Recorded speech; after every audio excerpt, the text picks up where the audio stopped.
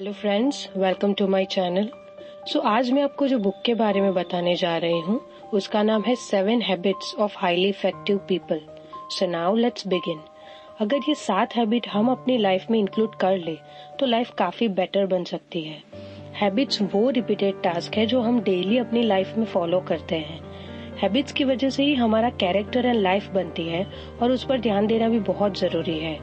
ये बुक के ऑथर ने ऐसी 7 हैबिट शेयर की है जो हमें पॉइंट वाइज आपको एक्सप्लेन करूंगी। सबसे पहली हैबिट है बी पॉजिटिव। अब 1 मिनट के लिए ये सोच के आपका माइंड किस तरह वर्क कर रहा है। आपको ये लगता है कि आपका दिमाग इस समय 2 पार्ट्स में बटा हुआ है।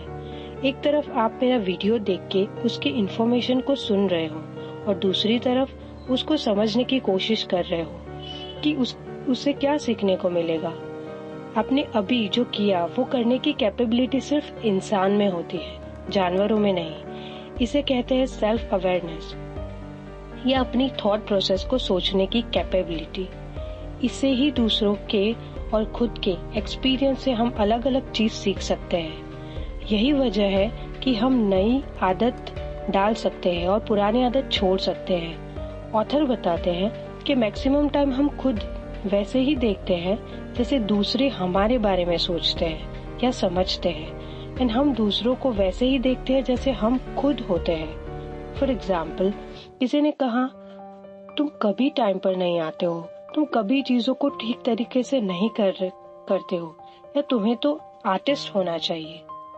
मैक्सिमम टाइम ये सब चीजों को मान लेते हैं बिना खुद के बारे में जानने या समझने से पहले। There are 2 types of people, proactive and reactive.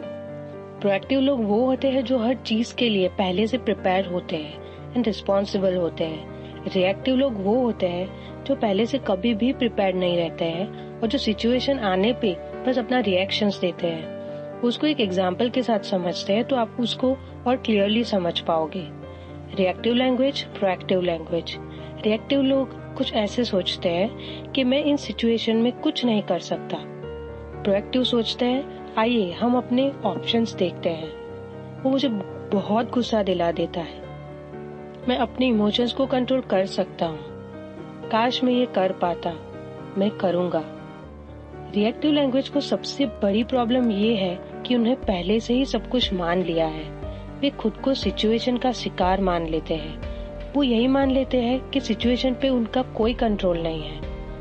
उससे अपोजिट पॉजिटिव लोग दूसरों को ब्लेम करने से पहले खुद एफर्ट लगाने में बिलीव करते हैं। कोई भी सिचुएशन एंड प्रॉब्लम को रिस्पॉन्सिबिलिटी खुद लेते हैं और सोचते हैं कि उसको मैं कैसे सॉल्व कर सकता हूँ, मेरे पास क्या ऑप्शंस है, एंड सिचुएशन का कंट्रोल खुद ही ले लेते हैं। सेकेंड पॉइंट है begin with the and in mind. एक बार ऑथर किसी रिलेटिव की डेथ सेरेमनी में जाते हैं। वहाँ वो कुछ ऐसा फील करते हैं जो हमें भी सोचने पे मजबूर कर दे। वो ये सोचते हैं कि उनके वो रिलेटिव की डेड बॉडी की जगह अगर खुद की बॉडी होती तो वो उस वक्त क्या फील कर रहे होते। सपोज वो एक्सपेक्ट कर रहे थे कि उनको काफी अच्छे फ्रेंड्स बनाने हैं अपनी लाइफ में, या नीडी लोगों की हेल्प करना, या एक घर लेना। ऐसी कोई भी एक्सपेक्टेशन जो वो अपनी लाइफ में पूरा करना चाहते थे पर कर नहीं पाए। लाइफ तो एंड हो गई। इसलिए ऑथर कहते हैं कि अपनी लाइफ की एंड को इमेजिन करके ही अपनी हर चीज की शुरुआत करें। जो भी सबसे इम्पोर्टेंट काम है, क्या वो आप अभी कर रहे हो? अपनी लाइफ में कुछ रूल्स बना ले और उसके अकॉर्डिंग ही अपनी लाइफ के वर्क को मेजर करें। अंत को ध्यान में रखकर शुरुआत करने का मतलब है अपने गोल को ध्यान में रखकर ही अपनी जर्नी की शुरुआत करें। मीन्स ये समझना कि आप कहाँ जा रहे हो, ताकि आप बेहतर ढंग से ये जान सके कि आप प्रेजेंट में कहाँ हैं, ताकि आपके फ्यूचर के स्टेप सही डायरेक्शन में रख सको। लोग अक्सर ये कहते हैं कि मैं बहुत बिजी हूँ और सक्सेस पाने के लिए काफी स्ट्रगल करते हैं, सक्सेसफुल बन भी जाते हैं, बट उनको अचानक ऐसा फील होता है कि ये सक्सेसफुल उनको ऐसी कई चीजों की कीमत पर मिलता है जो उनके लिए सक्सेस के कहीं ज्यादा इम्पोर्टेंट है, और अब वो चीज जा चुकी है। जब हम सच में ये जान ले कि कौन सी चीज सच में हमारे लिए इम्पोर्टेंट है और उसके अकॉर्डिंग ही हर दिन को प्लान करें, तो हमारी लाइफ बहुत फर्क पड़ेगा। थर्ड पॉइंट है कीप फर्स्ट थिंग फर्स्ट। पहली चीज पहले रखें। मैक्सिमम टाइम हमारे साथ ऐसा होता है कि पूरा दिन कैसे निकल गया हमें पता ही नहीं चलता और दिन के एंड में हमें ये सोचते हैं कि ये तो बहुत ही इम्पोर्टेंट वर्क था जो मुझे पहले ही कंप्लीट करना था। ऑथर ने एक टाइम मैनेजमेंट मैट्रिक्स दिया है जिसमें हमारे सारे वर्क को प्रायोरिटी वाइज डिवाइड किया है। कुछ ऐसे वर्क जो बहुत ही इम्पोर्टेंट है जो हमें शुरुआत में ही कर लेने चाहिए एंड कुछ अनइम्पोर्टेंट वर्क जो हम बाद में भी कर सकते हैं। इम्पोर्टेंट वर्क में फर्स्ट है urgent problems, projects with time limits. Second है recognise new opportunity, some plannings, entertainment etcetera. Unimportant work में पहले आएगा some phone calls, some letters और मेल्स और रिपोर्ट्स जिसके रिप्लाई हम बाद में भी कर सकते हैं। सम मीटिंग्स जो हम बाद में भी अरेंज कर सकते हैं, वो अभी के लिए इतनी इम्पोर्टेंट नहीं है। अनइम्पोर्टेंट वर्क में सेकेंड है watching TV, time pass on social media, people who waste your time, जिनसे लंबी लंबी बात करके हम अपना टाइम ही तो वेस्ट करते हैं। Some unimportant phone calls, chats. Fourth point है थिंक विन विन।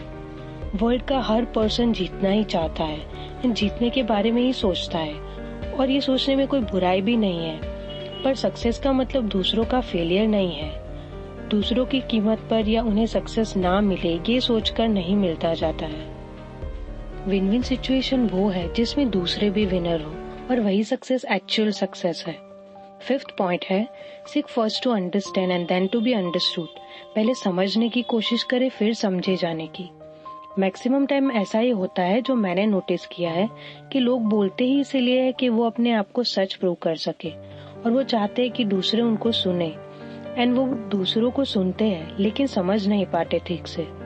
इसलिए अगर हम चाहते हैं कि कोई हमें समझे उससे पहले हम दूसरों की जगह खुद को रख के उनको समझने की कोशिश करनी चाहिए। इससे कोई भी रिलेशनशिप काफी इम्प्रूव कर सकते हैं। सिक्स्थ पॉइंट है use synergy effect, means unity से आगे बढ़े। चाहे वो कोई भी फील्ड हो, चाहे वो क्लासरूम हो, बिजनेस, पर्सनल या प्रोफेशनल फील्ड, हमें सबको साथ लेकर चलेंगे तो वर्क बहुत ही इजी हो जाएगा, लोगों में अच्छी रिलेशनशिप बिल्डअप होगी और वर्क डिवाइड भी हो जाएगा। सर रतन टाटा ने भी कहा है कि अगर आप अकेले आगे बढ़ रहे हो तो जल्दी से बढ़ जाओगे, स्पीड से बढ़ोगे, लेकिन अगर आप दूर तक जाना चाहते हो तो सबको साथ लेके चलना चाहिए। सेवेंथ पॉइंट है शार्पन द सॉ। इसके लिए ऑथर ने एक एग्जाम्पल दिया है। एक आदमी एक बार आरी लेकर जंगल में पेड़ काटने के लिए गया, लेकिन पेड़ उसे कट नहीं रहा था। तब एक दूसरा आदमी उससे पूछता है कि तुम ये क्या कर रहे हो? तो वो आदमी जवाब देता है कि मैं पेड़ को काटने की कोशिश कर रहा हूँ। दूसरा आदमी बोलता है अब पहले उस आरी की धार को क्यों शार्प नहीं कर लेते? तो वो आदमी बोलता है कि इसमें तो टाइम जाएगा। हम अपनी लाइफ में यही करते हैं। हमें हेल्दी रहना है, फिट रहना है, पर हम एक्सरसाइज के लिए 30 मिनट्स नहीं निकाल सकते। हमें लाइफ को बेटर बनानी है, लेकिन 15 मिनट बुक पढ़ने के लिए नहीं निकाल सकते और सोचते हैं कि लाइफ ऐसी क्यों है। लास्ट हैबिट हमारी लाइफ के हर एस्पेक्ट को अफेक्ट करती है, mental, physical, spiritual and social. Guys, पूरा साल एक एक दिन से बनता है एंड पूरा दिन डेली हैबिट से। अगर आप खुद की लाइफ को बेटर बनाना चाहते हो तो अपनी लाइफ की हैबिट्स को देखिए और सोचिए कि आपकी कौन सी हैबिट्स डेवलप करनी चाहिए जिससे आप अपनी लाइफ के गोल को पूरा कर सके। सो गाइज, आज के लिए इतना ही। Will see you in my next video and you know that कि ये चैनल शुरू करने का मेरा एक पर्पज है, youth let's read. So please subscribe my channel. Thank you.